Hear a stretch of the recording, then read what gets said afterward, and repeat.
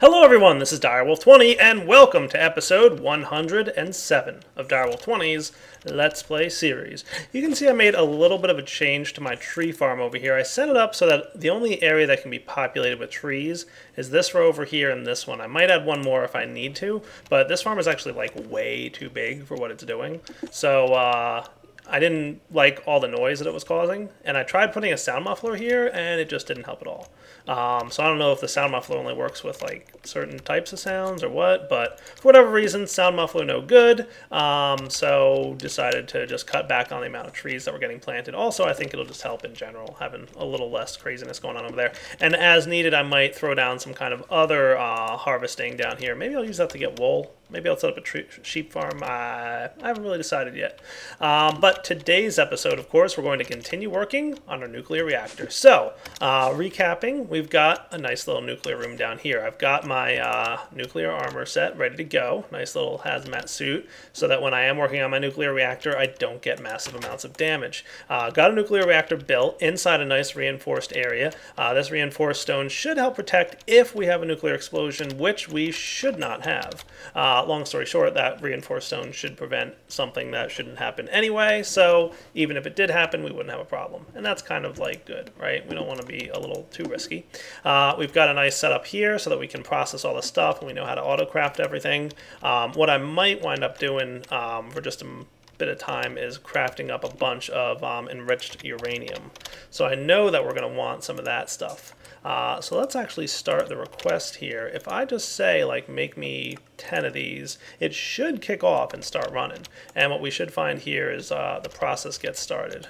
So if that doesn't happen, we'll see. Oh, see, look, we got uranium ore. That's good. And then it's getting washed. Cool.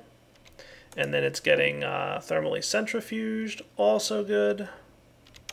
And if we take a look in here, we should see some enriched uranium. Oh, nice. Cool.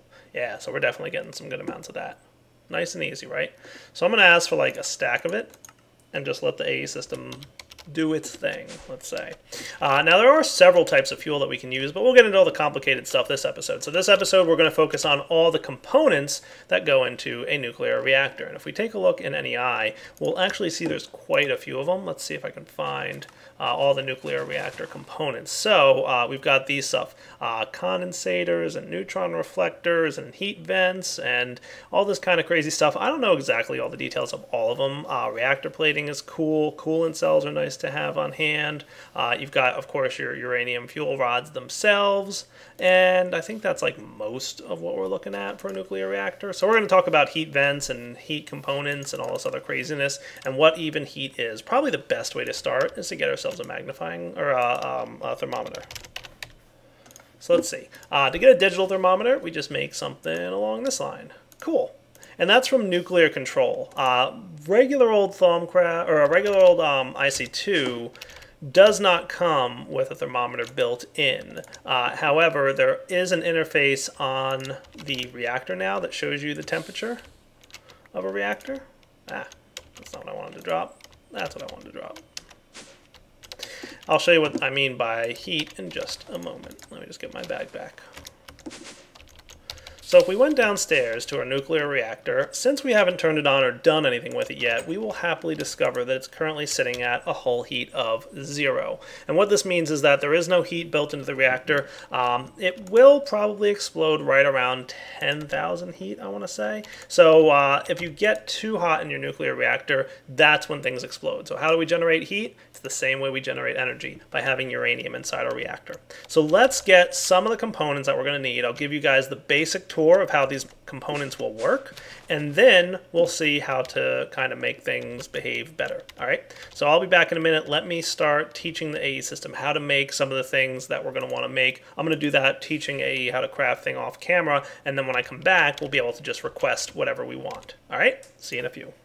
Alright guys, I'm going to start off by giving you the basics of all the different components that can go in here, and then we'll go through and create a nice design that'll create a lot of power for us. So step 1, how to make power with a nuclear reactor. Well, I'm glad you asked. First off, you're going to need a uranium fuel rod, which luckily I happen to have one. And in fact, I'm going to craft another one just to have it handy and ready to go in case I want to make that thing happen. Shouldn't be too hard to get my hands on one because I auto-craft everything now. Nice. You can see I have a bunch of items in my inventory here. Don't be too afraid. They're not too crazy. In fact, I don't need these things anymore. So to get started with, of course, you're going to have to place nuclear fuel inside your reactor. And the next thing you're going to need to do is get yourself a lever. So why don't I grab one of those out of the AE system, and we'll go ahead and turn this thing on with a redstone signal. Boom. Our nuclear reactor is now running at an energy rate of 5 EU per tick. And what happens is the fuel rod starts to take damage, as in it starts to get, drain its nuclear fuel out of the fuel rod, and will also start producing a small amount of heat. So small, in fact, that we can't even see how much it is. But you'll notice that we're getting about 4 heat every so often. Cool.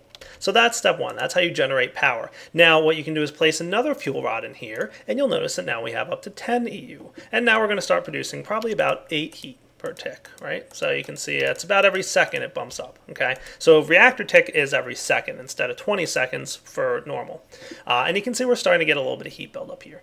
Now the cool thing about nuclear reactors is if you place 2 fuel rods next to each other, they work off each other. So whereas when they were separate like this, they're only producing 10 EU per tick, if we put them next to each other, you'll notice that they're now producing 20 EU per tick. So instead of 5 each, by placing them next to each other, they're now producing 10 each.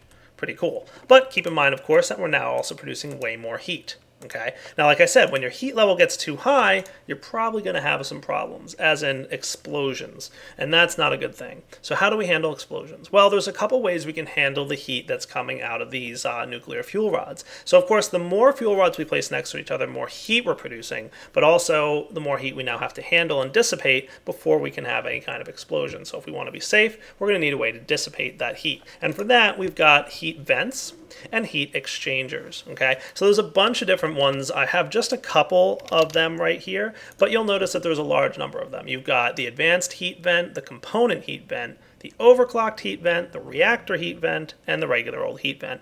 And you have similar ones of the heat exchanger: advanced, component, reactor, and regular old heat exchanger. So basically your heat exchanger and your heat vent are basic. Your advanced ones are basically better than those. And then you have a component heat vent and a component heat exchanger. Those interact with components within the reactor.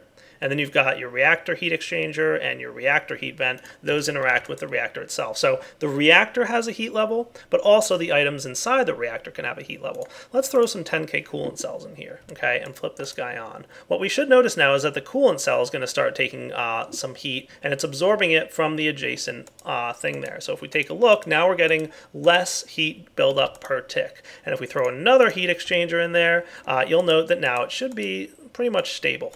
So instead of the heat going into the reactor hull itself, the heat is going into the coolant cells. Okay, so that's an important thing to note. Now, coolant cells do not dissipate heat on their own. So we'll notice when we turn off the reactor here, the reactor still retains its heat. The heat is not going away, even though it's turned off, and the coolant cells are not losing their heat level either. In order to get them to start sharing heat, if we place a coolant cell next to this one, you'll notice nothing's happening, right? So this guy is not going to share heat, but if we wanted to make it share, we could throw a component heat vent in there. And what that should do when we turn on the reactor is we'll note that it should maybe start sharing the heat a little bit. Let's see what happens. Maybe not. Oh wait, that's the component heat vent, I'm sorry. We want the component heat exchanger.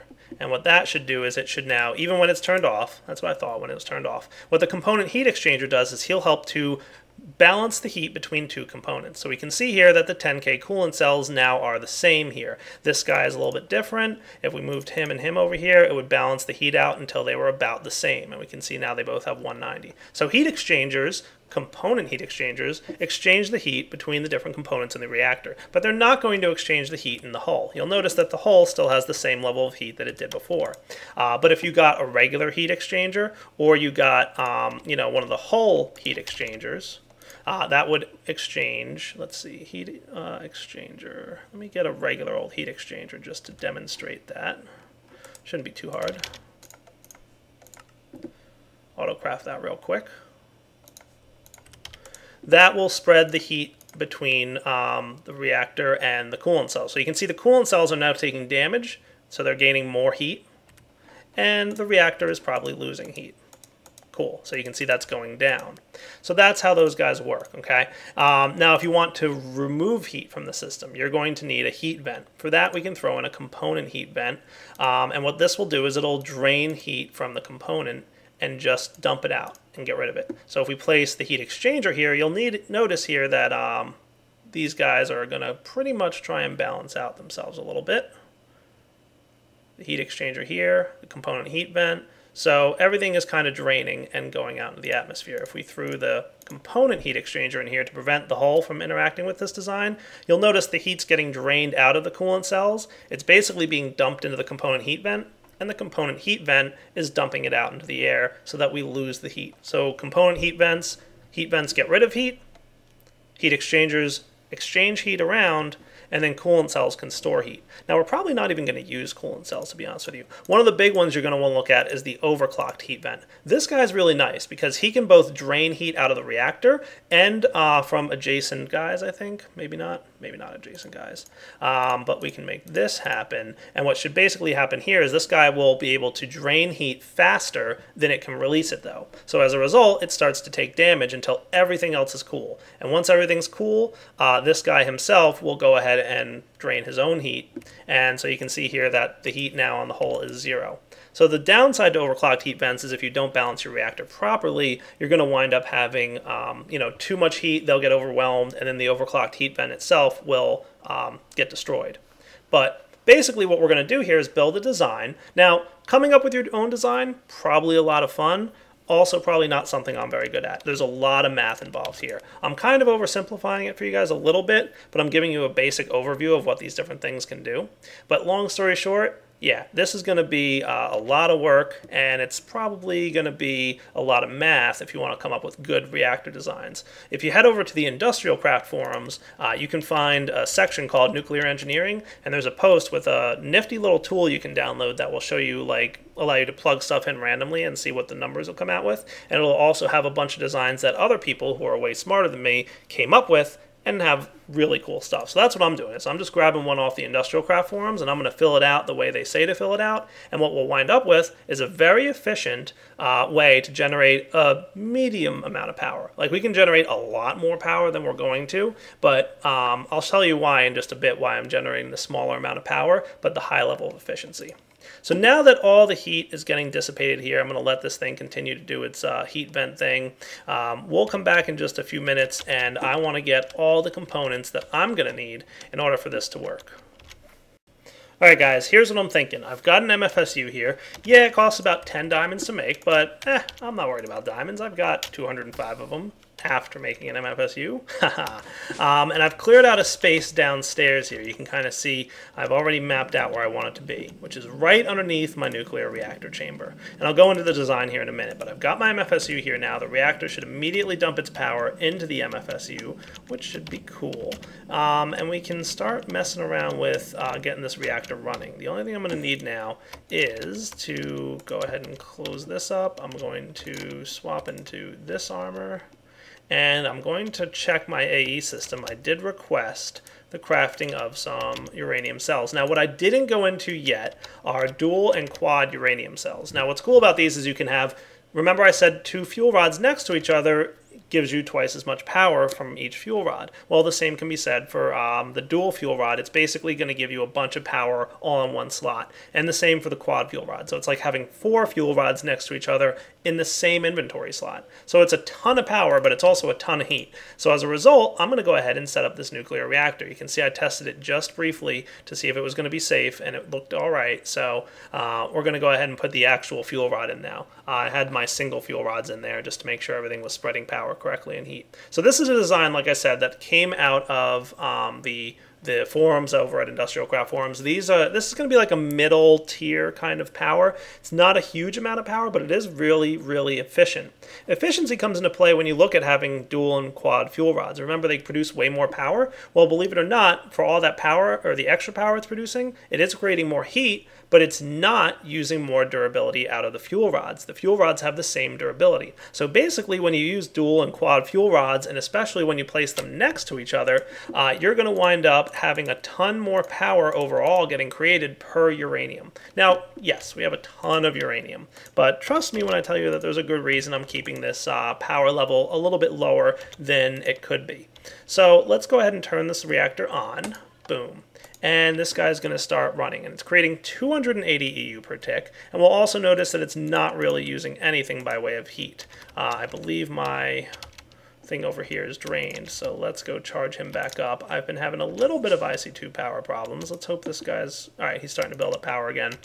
I actually had to turn the input off here again. Let's make that blue. This will now, of course, reduce the amount of steam going into the steam turbine briefly. And this guy should be charged back up. So if we take a look here, if we set this up correctly, we should have almost no heat going into the reactor. So you can see the whole heat is staying steady at 8 heat.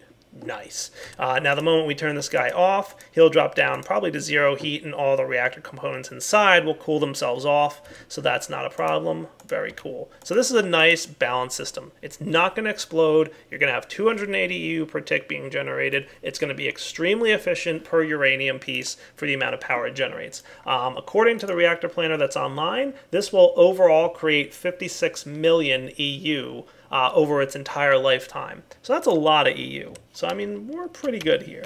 Let's sneak downstairs real quick and make sure this guy's actually getting energy, and yes he is. Nice. So that's how we can allow the energy to be produced. Now, I do not think this will ever explode, but maybe we should go into how to make sure that it never explodes, even though we've got some protections going on. Trust me when I say a nuclear explosion is not something you want to deal with, because all that stuff is pretty expensive in there, and we just don't want to deal with it. So let's look at nuclear control.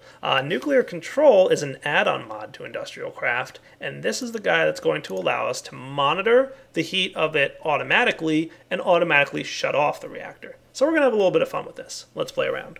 Alright guys, so there's a couple things I'm going to want to have here. Let's first get the remote thermal monitor. This guy's actually not too hard to make. All we need is a frequency transmitter, so it's actually really easy. So let's get ourselves a circuit and some copper cabling here. Well, maybe I'll get like 30. That should be good. So remote thermal monitor. This is again from the mod called Nuclear Control. So this guy should just work.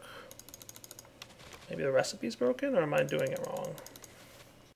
Alright, let's try this. I think NEI is lying to me about the recipe for this thing. I believe I'm going to need a machine block. Just get like a handful of these while I'm crafting, right? So basic machine casing, frequency transmitter. There we go. I don't know why the recipe says it's just a frequency transmitter. That might be some kind of weird bug. Not sure what that's all about. But there you go, remote thermal monitor. Cool. This guy is going to go with the remote sensor kit. So let's see if it's lying about this. Nope, that should be cool. So we'll need another one of those frequency transmitters. So let's get some more circuits. Maybe not quite that many. So the remote sensor kit now, going to need this. And another one of you. And what this does, it's basically a kit that we can attach to our nuclear reactor, and it's going to send a signal somewhere within this room to another remote device. So what I'm going to do is, first off, we're going to get our nuclear monitor. That's cool. I can go right there. Okay, he's right now grayed out because he doesn't have any indication of how much, you know, where to read from. Now you want to mount your remote sensor click by clicking anywhere on the nuclear reactor. Boom. And you'll see that it tells you right there in the chat, remote sensor mounted, sensor location card received. Cool. So it mounted a sensor on the reactor. We've got now a card, and we can drop this card right here in the remote thermal monitor. Now the only thing we're going to need to go along with this is probably a bit of cabling. So let's grab that, because this thing actually does need power, believe it or not. So let's get some insulated gold cable. I'm going to get a few more of these just to have on hand. You know, I should probably look into making some glass fiber cable. I mean, I have the diamonds for it. Gold cable has energy loss, but glass fiber does not. Let me just get a few of these guys, just because they're nice to have. They are, unfortunately, a little expensive, needing some of that energium dust, but, you know, at the end of the day, it's not too bad. You still get a decent amount of glass fiber cables per diamond that you make. So not the end of the world. We'll let some of that start crafting up, and in the meantime, I'm going to go downstairs here. And I believe it's right about here. Remember, it's just really hard to... It's like obsidian. I think it's actually harder to break than obsidian. And then do we have some of the glass fiber cable yet? Do I have enough? Probably not. For now, well, yeah, I think I can do it. Now I can definitely do it. This stuff is just good old-fashioned hooperness. Oh, alright, so the explosion of objects is enabled for that mod still. Alright, let me collect this back. I'm going to go make myself another one of those machines, and we'll come right back in a moment. Alright, let's try that a little differently now. We're going to go ahead and throw this guy down. So here's a good actual indication of how this should work. So if we go ahead now and request from here, we want the transformer upgrade. We'll probably want at least 4, because I think this thing is meant to run on the lowest tier of power. So he should now be okay to run on higher tier power. And I'll go ahead and put my nuclear sensor card back in there, and let's run this power line back to it. And hopefully no explosions this time. Hooray! So see how those transformers work now? Good demonstration of how things would work if explosions weren't currently disabled. So we can see here that we've got plenty of power in here, and our threshold for the remote thermal monitor is 500 heat units. Okay, so we can see right now there's barely this little line of green indicating that there's a small amount of heat going into that reactor. It's like, I think it's still super low, like probably 8. Okay, now if I took some heat vents out of here, maybe it might be starting to go up. If I just remove a couple of these guys, maybe. It would just share it. It would be too hard to demonstrate. But long story short, this thing can read the heat remotely, and it's currently set to a threshold of 500. Now what I'm going to do is grab some redstone, and I'll demonstrate this cool part. Let's see if we have any red alloy wire. Good, we do. So if I place this right here, you'll notice it's not emitting redstone. Right now it's set to emit a redstone signal if the heat level is above this number. So if it's above 500, it'll emit a redstone signal. I'm going to swap that and make it if it's below. So now you can see it's emitting a redstone signal because the current heat level is below 500. I'm going to remove this guy, and we should see this thing. Okay, cool. I'm actually going to change this to 5.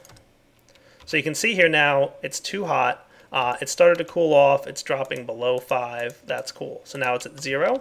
I'm going to run the red alloy wire over to here, and note what happens when this thing gets connected to this guy. Note that as soon as it went up above 5, it turned off the redstone signal, which thus turns off the reactor. So the reactor isn't going to run as long as it's above heat level 5. Now that's a silly amount to have it run off of, so we're actually going to bump that up to like 1,000. That should be fine. We know it won't ever really get that high. So now the reactor is going to continue to run as long as the heat doesn't get too high. And that's exactly what we want. Cool, right? I like it. And now that I'm thinking about it, I might actually want to change up a little design here. So I'm going to snag this MFSU. Thank you. I'm going to put a glass fiber cable here. I'm going to actually probably drop it down just a little bit. Let's actually grab these guys. And what I'm thinking is we could have our MFSU come out like this. What's nice is that the MFSU storage maintains its energy level there. Cool. That'll be good, and you'll see why in just a minute. I can set this guy to do a redstone behavior. Redstone, emit if full, emit if partially filled, emit if empty. Yeah. I want to see if I can get it to actually emit under a certain condition. Let's try something here. Alright, so let's have a little bit of fun with redstone, and then we can come up with something really nifty for this design. So, I'm going to get myself some wireless redstone components. I don't think I've messed with those too much this season yet, but this thing will allow you to wirelessly transmit a redstone signal. I'm going to get 4 transmitters and 4 receivers for now. I just taught my AE system how to make this stuff. It's really not too hard, except I forgot one of the main components and how to make that, which is this nifty guy, the redstone ether pearl. So if I pop this in here, now we should be cruising. So you guys can craft now, no problems, no complaints. That's better. Cool. There we go. So I'll get those 4, I'll get those 4, and now we can handle some wireless redstone stuff. So let's get I want to make sure this thing's going to work, and I kind of want to test it. So let's do a couple things. First off, I'm going to make sure this thing is off for a minute.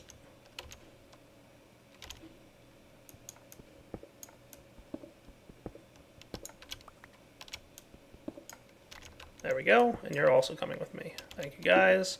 And you can go down there. And I'm going to close this hole back up.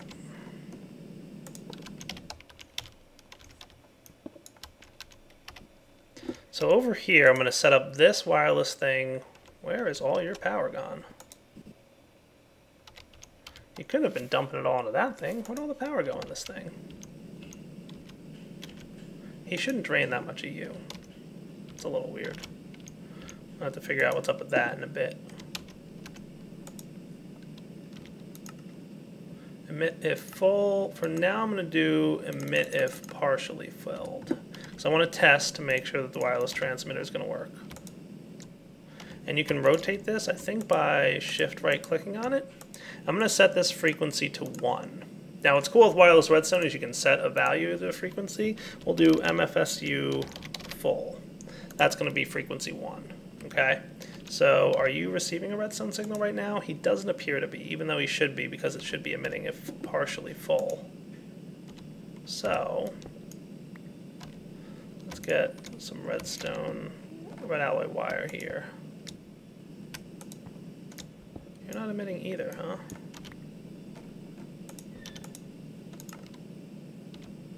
Well, I guess you count as empty. Well, you're not empty, but if that's what you think, that's fine with me.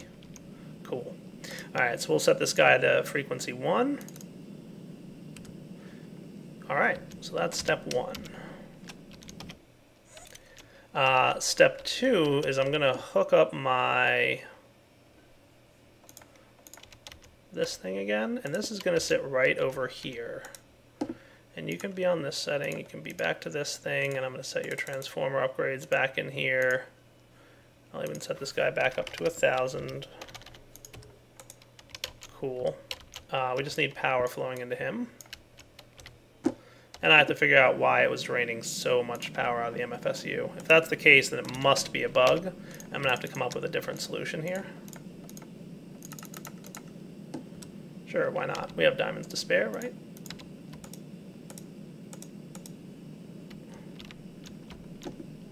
In fact, let's do this.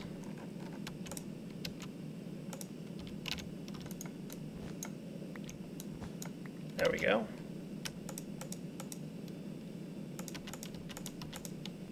What do you guys think? Look good? And let's get... I do want to test and see why this thing might be draining so much power real quick. Let me just put a lever on this guy. So that's good. You're producing 280 EU per tick.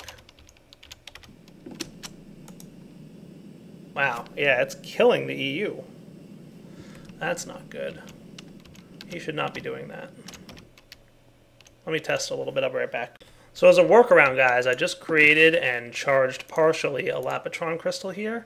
Let's see if this is just killing the power. See how little power it's using? It should really be using a very small amount of energy, like 1 EU per tick, maybe 2, looks like. So that's what it should be using. So I'm going to call that a bug with the way it's receiving power there. So we're gonna handle that a little differently. I mean, in the end, it's not super required, but...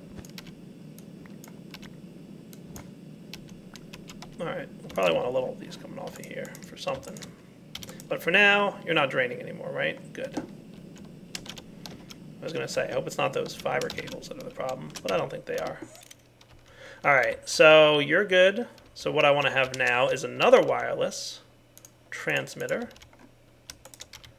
And we'll set this to frequency 2, and we'll say heat low.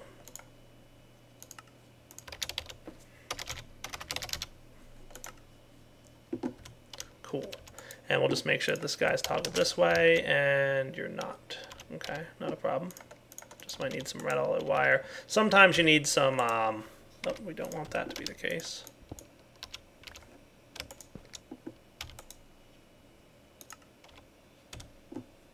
Okay, cool. That's how we want it to be. And we'll call this heat low. Nice. All right, so I just made an AND gate. So what we want to have now is, and I'll probably want my screwdriver if I don't have it in here. Oh, I do. I actually have two. Cool. So AND gates, as you guys should know, are like the most basic gate you can have. But basically, if we have some levers to demonstrate this, the only time that a redstone signal is going to come out of the output face is when all three input faces are receiving a redstone signal. And if any one of them is not, it won't work. So what I want to do is set it up so that this guy outputting a redstone signal and this guy outputting a redstone signal together will equate to this guy getting turned on. Make sense? Cool. The only thing that I want to have here is I want this guy to work and do emit if full. So we want it to emit a redstone signal when it's full, so we should probably have a NOT gate here, like that. We'll rotate this guy so that his input is here and his output is there. And we'll have the wireless transmitter. This might work. Nope. There we go. And we'll do MFSU full. So now it's going to emit a redstone signal, but then when it's full, it'll not gate it and it'll stop emitting the redstone signal. Cool. And then I think one more thing, I want like a master control switch. So let's put a lever here. I'll put a sign or something that says like master control.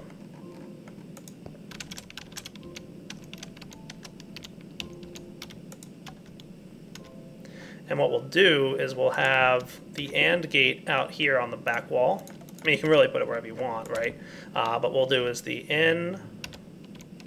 We'll have the wireless receiver here for heat low. We'll have the wireless receiver here for MFSU full. And then if all three conditions are met, then we want to wirelessly transmit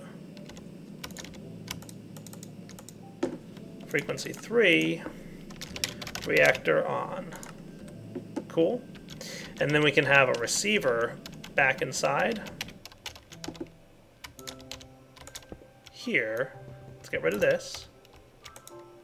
So this guy should not be running anymore. You can see 0 EU per tick. We put our reactor thingy here. I don't know if I need to have a thing in between or not, but we'll call this reactor on, producing EU per tick. So under any three conditions, this getting too hot, right? So if I switch this guy to 1, all of a sudden, the reactor's not on anymore. The reason being is that the AND gate is not receiving from the frequency here, which is heat low. The heat's too high. See how it's flipping on and off? That's also flipping on and off the reactor. The same thing will be under the condition that there's a signal coming out of this guy. If we set this guy to emit if partially filled instead of full, you'll notice that no longer is this thing allowed to run at all until the MFSU is not full. Once it's not full anymore, it'll be allowed to run again. So we'll set this guy back to emit if full. And then of course I have a manual override so that if for any reason I want to just shut off the reactor and ensure it doesn't run, first I have to get inside the room, but then I just flip the lever here and we'll note that no longer is the reactor allowed to run regardless of the MFSU or the heat conditional. Pretty cool, right? So let's set this guy back up to 1,000 so that the reactor doesn't flicker on and off, because that's never a good time.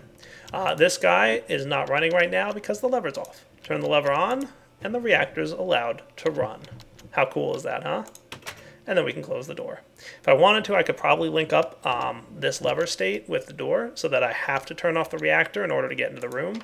But I don't really want to do that right now because I like being able to go in there, see that the EU per tick is running, see that everything's good. I like it. Alright guys, feels like we've got a pretty good episode here for wrapping up. So for now, what I'm going to do is wrap up the episode. We'll come back next time and we'll do probably just a little bit more work on this. Now I do want to keep an eye on this reactor, but I also might want to consider a couple other things that I might want to do. I might change up the reactor design for something that'll produce more EU per tick. If that's the case, it's not a big deal. And then the cool thing about this is once we burn up all these reactor cells, we can actually convert the used up uranium into another fuel source that we can use. We'll get into that probably a little bit later. For now, Direwolf20 signing off. Hope you enjoyed the episode. Next episode, we'll convert EU into RF. All right, guys, take it easy.